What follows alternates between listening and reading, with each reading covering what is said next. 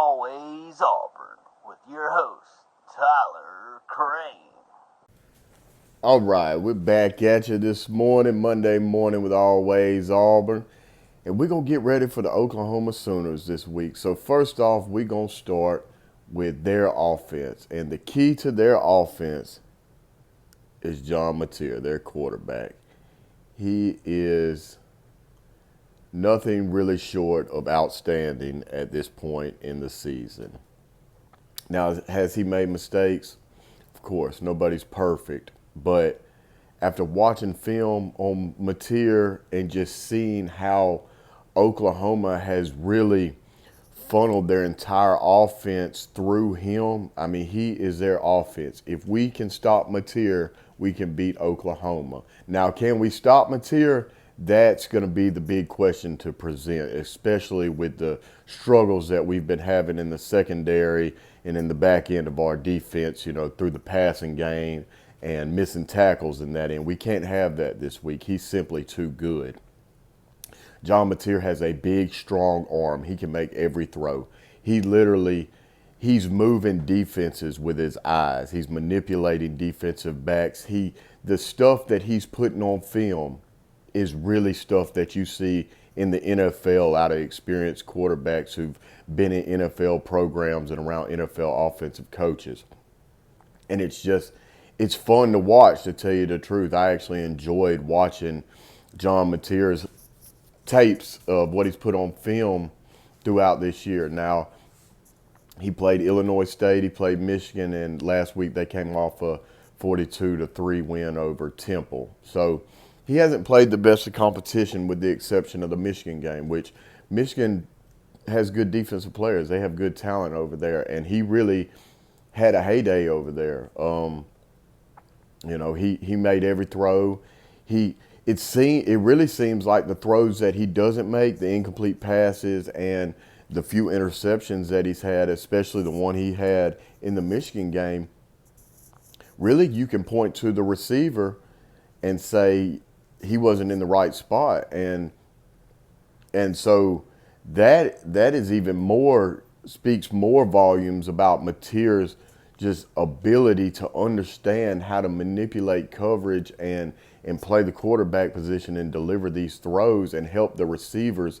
That he almost gets the receivers open with his eyes, that's NFL stuff. That's stuff you see out of NFL quarterbacks, and we definitely have not had. Now, Jackson Arnold is on. I believe he's on the way to showing us some great things on film, such as that. But we definitely, Peyton Thorne could not manipulate defenses. He did not run receivers open with his eyes.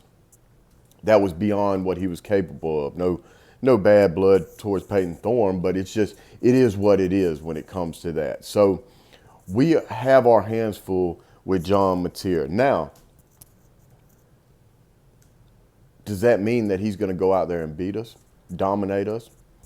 I don't think so. I think Auburn's defense will rise to the occasion.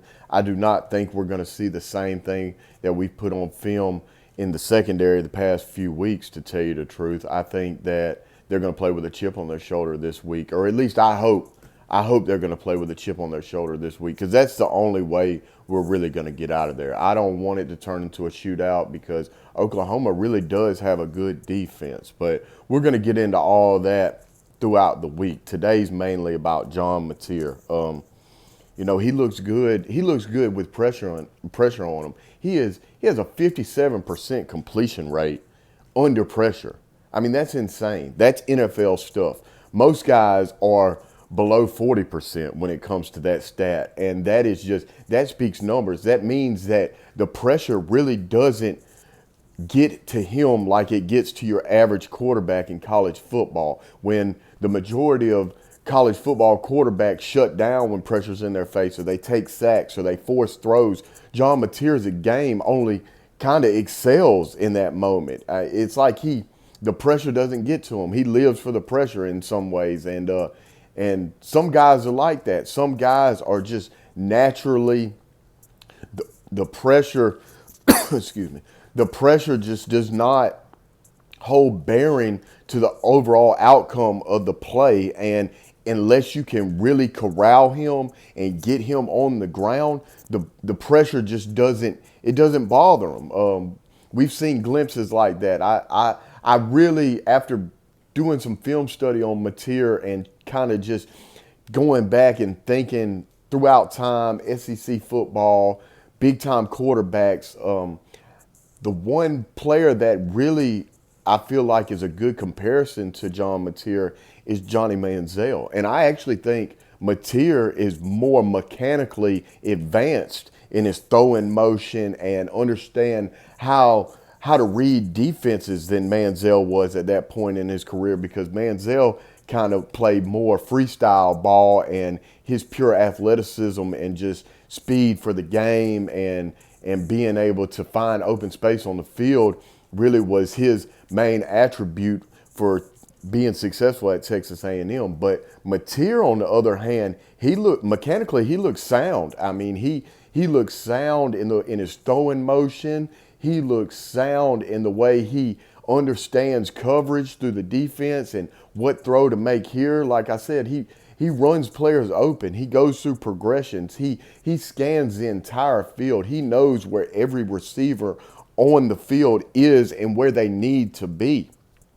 So, and he doesn't run them into getting to hospital throws, to getting their heads taken off. He actually tries to avoid those throws. I saw a few plays in Michigan where there were incomplete passes because the receiver was actually running in to the Michigan defensive players and was going to get their head taken off, and Mateer threw it behind them, probably on purpose, really to emphasize, hey, just sit that route down right there, man. So, because I don't want to run you into these players. I'm on your team. I don't want to get your head taken off. But he looked sharp all the way around, and I am not just tooting the praise on John Mateer. This is something I have watched, and just my knowledge of football and the quarterback position, how tough of a position that is. To have to think quick like that and understand so many things in a very quick amount of time and make a decision that is a very good decision for the success of the offense. I mean, Mateer looks like an NFL quarterback, barring anything out of the ordinary, or he just hit some kind of crazy slump. And I really just talked about his passing game.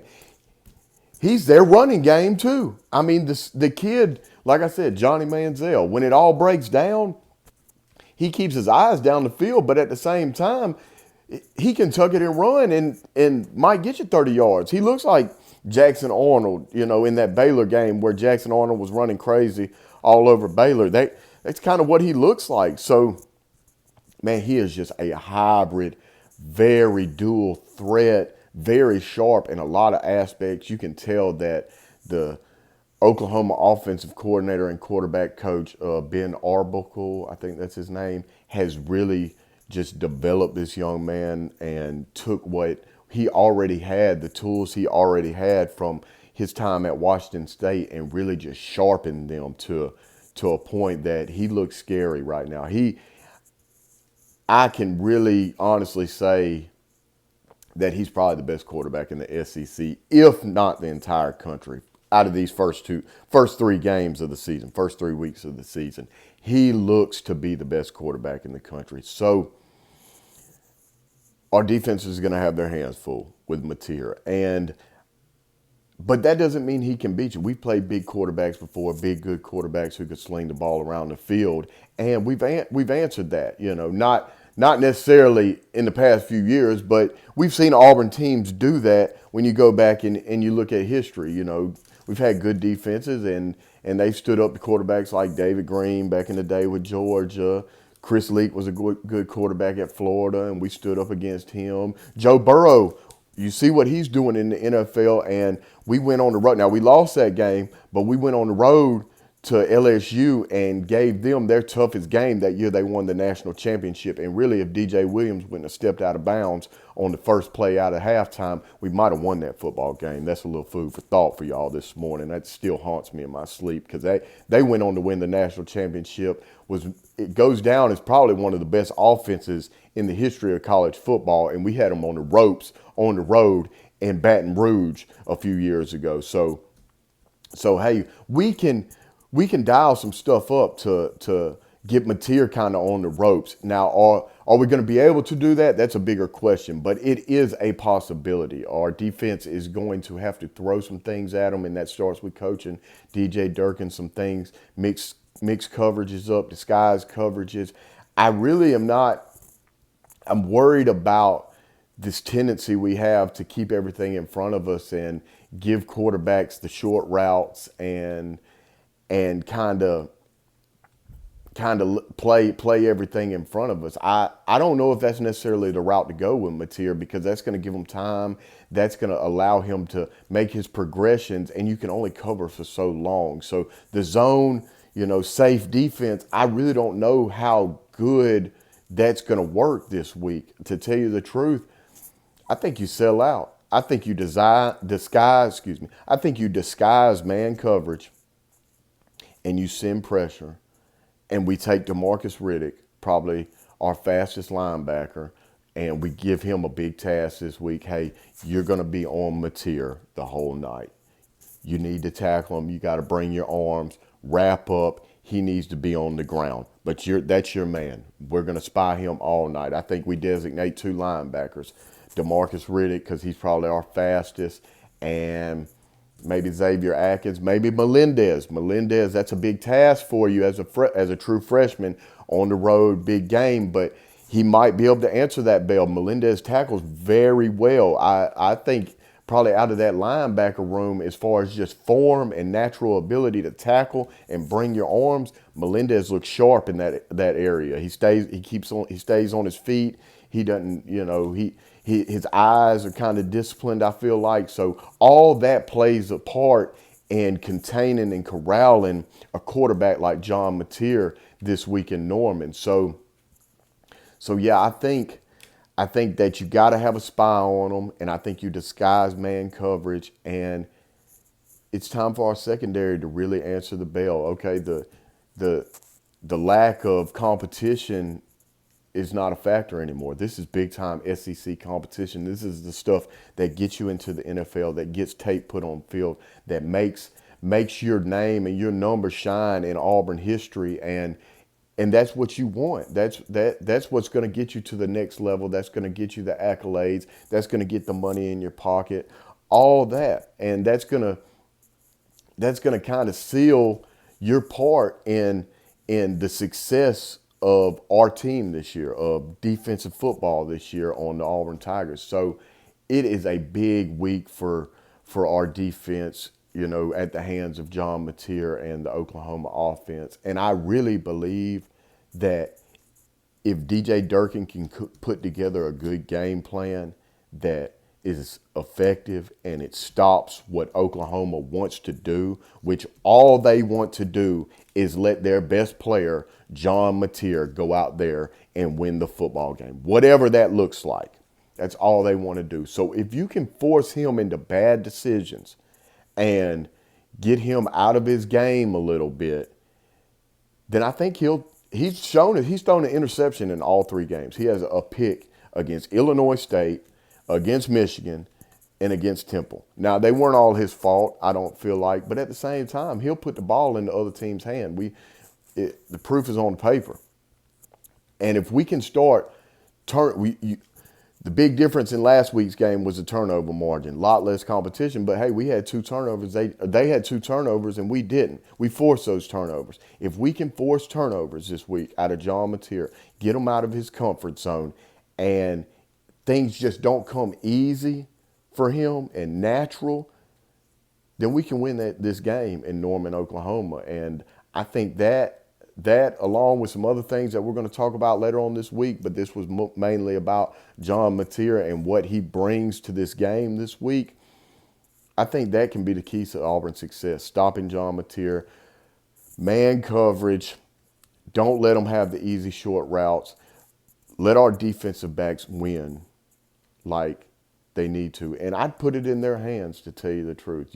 Show us something this week, Caleb Harris. Show us something this week, Jay Crawford, if you're healthy enough to get on the field. Show us something this week, Rayshawn Pleasant, Rayon Strader, Kayan Lee. Show us that you can lock down some of these receivers and you can make it hard for them, like you're supposed to do at that position. So John Mateer is a tall task for the Auburn Tigers this week, and you heard it here first of why he is. Hey, but we got faith, and we're going to rattle them, and we're going to throw some good stuff at them, disguise some defense. Let's get some turnovers. Let's get in his head a little bit. Hey, pop it at him. Pop it at him, defensive line. You sack them. Now, let's not get penalties. You know what I'm saying? But, hey, let them know. Let them know that this isn't Illinois State, this isn't Michigan, and this isn't Temple. This the Auburn Tigers. We play with some attitude on defense, and we here to hit you all night long. I'm going to end on that. War Eagle.